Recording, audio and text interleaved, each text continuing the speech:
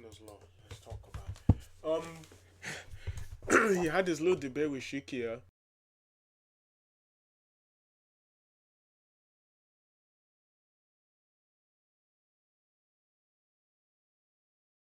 and let's just say, for all intents and purposes, it was really embarrassing for Akuna. Now it was embarrassing for a bunch of reasons. One, because like he and Shikia for a little bit they were really confused about what a conjunction was. So because of the fact that they were so confused about what a conjunction was, it was like you kind of just sat there, you laughed at them. Are they crazy? What they mean I'm at stage one? Are you lost?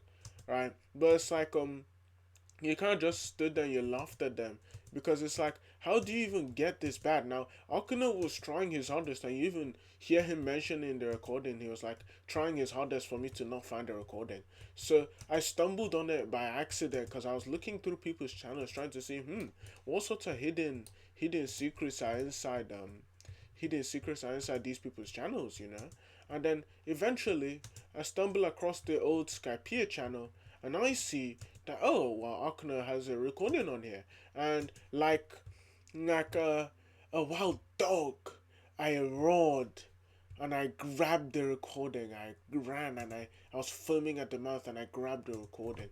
And I was like, okay, let me listen to this. So I listened to it in a private server. Everyone unanimously thought that even though Akano was winning for like the majority of it, at the end, Shikyu just hit him with one reductio. Then Shikyu just immediately won the debate. Now, people seem to be really confused as to why does landing a reductio on another person and them not responding to a mean you won. And it's like, look, the standards for you winning an applied ethics debate are way different from the standards that you use to win a normal fiction debate or a political debate or even like a fiction debate, political debate, or regular philosophy debates, right? So, for example, if you aren't a moral realist, there's no real sort of objective standard that you're going to apply whenever you're trying to say who won or lost the debate, or there's no real sort of objective standard that you're going to like be trying to see if your argument is aligning with. And even if there was an objective standard, trying to say which one of those two arguments are aligned with that objective standard,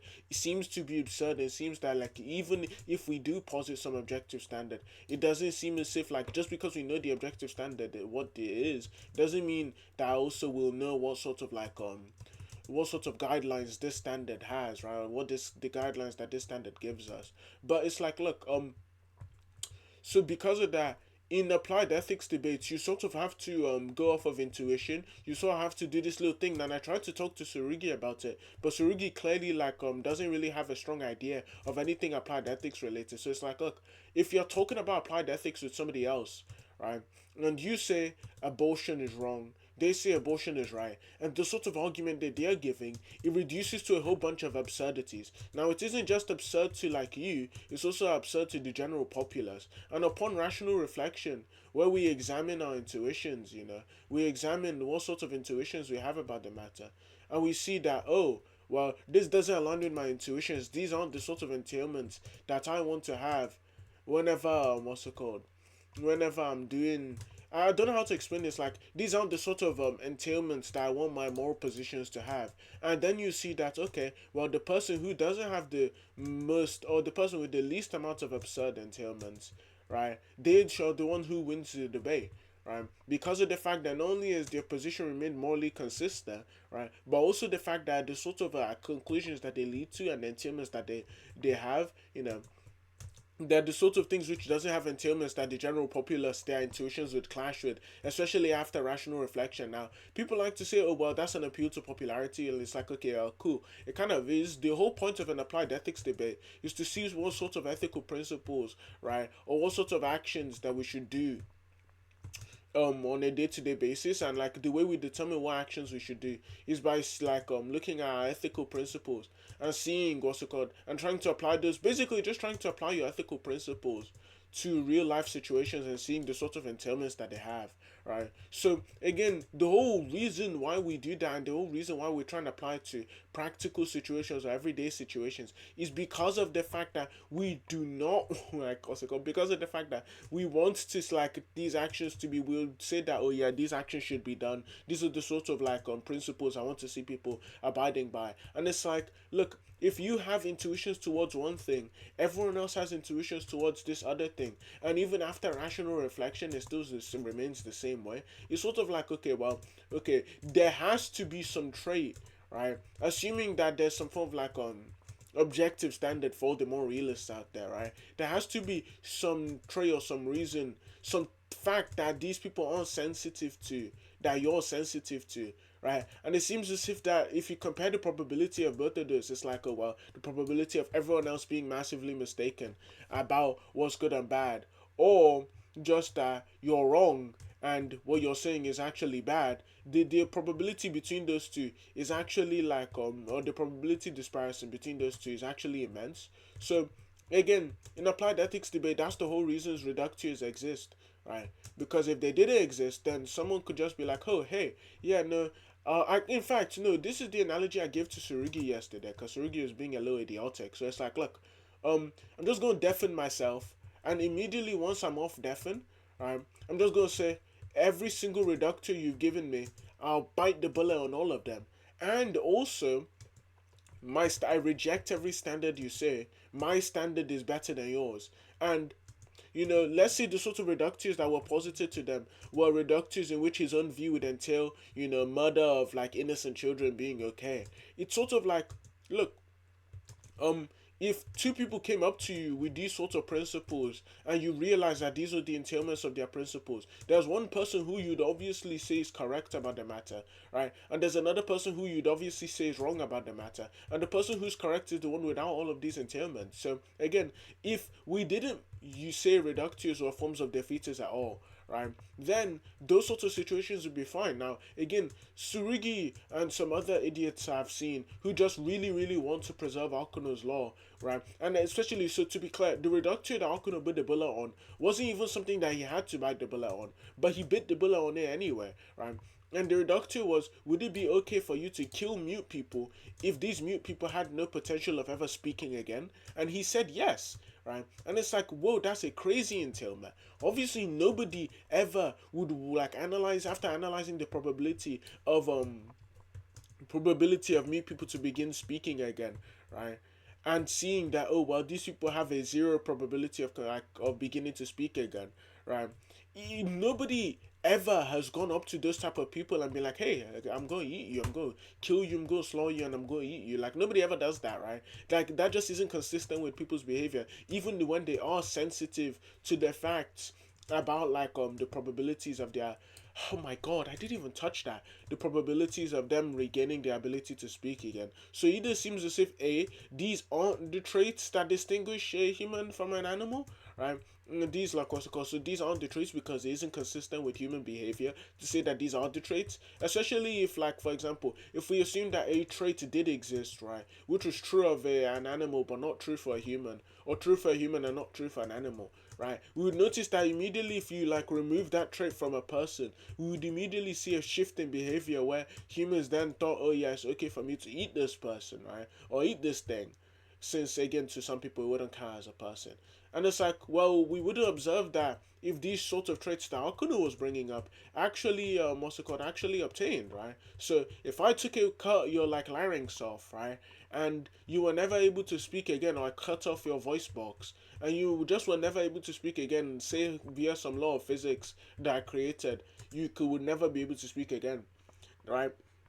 If someone like under Okuno's view, if he saw me getting beaten, right, like beaten continuously, beaten to a pulp and eaten, right, he would say that there's nothing wrong with that, right? There's nothing wrong with you eating me simply because I don't have a larynx. And it's like, yo, these aren't the sorts of entailments, these aren't the sorts of views that anyone would hold themselves to. So again, first of all, we need to like actually get this something like this clear. It's like, look, whenever people say that and I would know I was going to give an analysis of the debate, but literally the entire debate was just like inclusive of, oh well, there's this one guy doesn't know, like, says that you need all of these traits to be considered a human, and if you don't have if you don't have one of these traits, you aren't a human, and it'd be fine for me to eat you, right? Then, like, they quibble about whether or not that's a conjunction or not. Eventually, like, Shiki realizes that that is in fact a conjunction, and then you see what's it called, Shiki gives him a reductio, um and then, even if the reductio, like, this is what I've been told, I wasn't really listening to, like, heavily when I around the last bit, right? But what I did hear was him bite the bullet, and it's like, so I was told that that was even an entailment of his view. His view didn't even entail that reductio, right? But he still agreed that that would be an entailment of his view anyway, right? So it's like maybe that was a power move or something, right? But he just bit the bullet on the reductio and then he lost. So it's like Shiki was losing for the majority of the debate. Then, after losing for the majority of, okay, am I not supposed to touch the blue? Look, okay, but it's like, after, what, okay, yeah, but after, like, watching the debate, it's sort of like both of these guys, they aren't very good. Like, supposedly, at least Shikio has some form of excuse. So it's like, oh yeah, he was texting somebody, and you could sort of hear something like that in the debate. But it seemed like Akuno was taking it really seriously, even though Akuno always has at least one excuse in the bag for any situation in which, like, in which he's recording guest. He's like, oh well, it was my first time doing veganism. It's like, okay, well, I reckon if you put Smoothie in there, and Smoothie was attacking your position, Smoothie would have beat you up, right? So it's sort of like, these guys are really mediocre. It was really embarrassing to see, especially when people have, like, had Alcuno in tier one, and, like, it's these like, idiots have Alcuno in tier one. But the main sort of issue now that as a community we need to tackle is what makes someone win or lose in an applied ethics debate, right? Because obviously you can say, well, what makes someone win a fiction debate is, oh well, were they able to defend their argument without ratting? I mean, I'd consider ratting an instant loss, but were you able to honestly defend the argument you're making, right?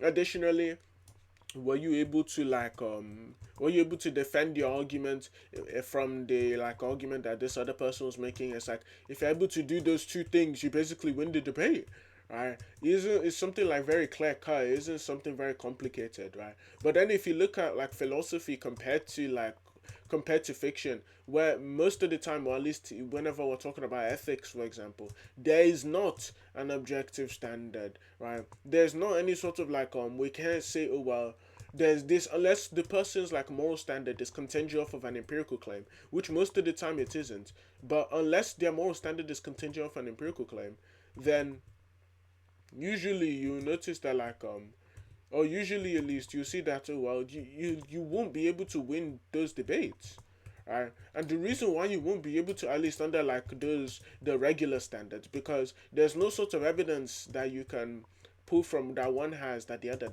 doesn't, right? There's no sort of evidence like that, and there's also no sort of evidence, so it isn't evidence based, right?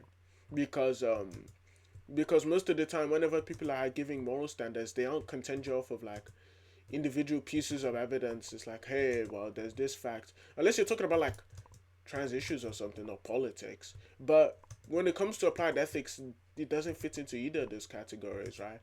And then it's sort of like, two. So green, then green. Can I walk forward? There we go. But it's sort of like, we need to come up with better standards, because I don't want people being like going around saying, oh yeah, Shikio lost, and it's like, well, Shikio obviously didn't lose. It's like, look, when you tell me who won or lost the debate, and this is the sort of question that I ask people that they never are able to give me an answer to, and I think it's usually because of the fact that they're sort of blinded by their glazing of Alcuno. But thankfully, I made a poll: is Alcuno tier one? And it seems as if the consensus has shifted from Alcuno being a tier one for it to him being a tier 4 to 5, right? So it's like, and so thankfully the community is healing. Um, it's like, I guess the only other way for Akuno to save his sort of reputation is to debate me, but he probably won't. I like, I can bet $20 that he probably won't. And it's like, obviously he won't debate me. It's like, well, all of his law's gone. and I kind of made fun of him for the whole bamboo situation. But hey, it's like, look, that's the only other way you can remain, keep having your pride. And I know he's like trying to press Shikio right now. He's trying going in Shikio's DMs. It's like, how did Shinra get the video? It's like, okay, Shikio couldn't have done anything about it. Even if I didn't find it off of the way I did, I would have found it eventually, right? Especially when I hear it exists, like then that's how you already know. It's like, look, Akena, in your private server, not everyone there is loyal to you. Like, no, not everyone there. You might need to keep a closer circle because there are certain people there, and I'm not gonna start naming names, but there are certain people there who just feed me recordings. So it's like, hey, there's nothing there's nothing much else to say. It's like, look, I promise I can give you my word. If Akuno does debate me and I will record that, right, then I will not only stop and, like, let's say he wins. So he debates me, he wins, right, and well, it's recorded. Not only will I do a face reveal, but also I would take down everything I said about Akuna and pay him $50. And the issue is, I'm so confident that he won't win that I am willing to like take I'm willing to debate him on almost anything, right? Unless it's some like super obscure topic, it's like, well, I'm literally willing to debate him on most topics in philosophy, especially that idiotic physicalism argument that he and Infinity tried defending. But against Synta, and then Infinity just denied photons existing. It's like, really, dude? People were convinced by this, really? You're begging it. But yeah, that's really it for the video. If you like the video, like, subscribe. This has been Shinra, and I'm out.